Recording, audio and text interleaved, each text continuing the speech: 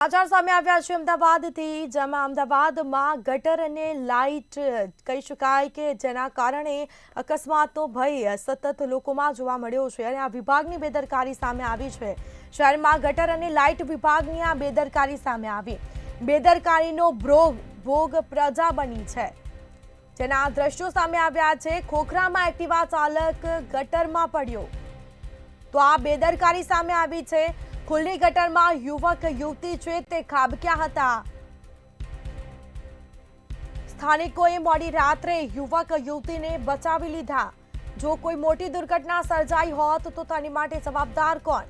Street light પણ બંધ હાલતમાં છે। ઘણા દિવસોથી અકસ્માતોની કહી શકાય કે લોકોમાં એક ભયનો માહોલ। કોર્પોરેશને ગટરમાં બેરિકેડ ન લગાવતા યુવક યુવતી છે તે ખાબક્યા।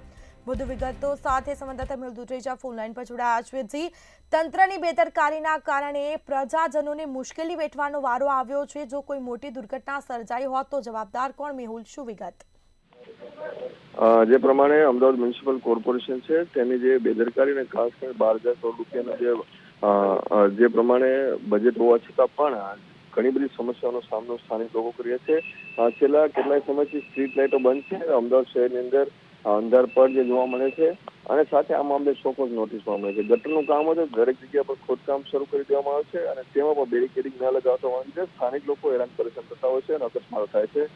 ત્યારે ખોખરાની અંદર ગત મોડી રાત્રે પણ એક યુવક અને યુવતી જ્યારે ત્યાંથી પસાર થઈ રહ્યા હતા એ દરમિયાન તેમનો ગટર ખુલ્લી હોવાની, બેરિકેડ ના હોવાના લીધે સીધા તેઓ આ જે ગટરની અંદર ખાબક્યા હતા અને બંનેને સામાન્ય ઈજાઓ થઈ હતી।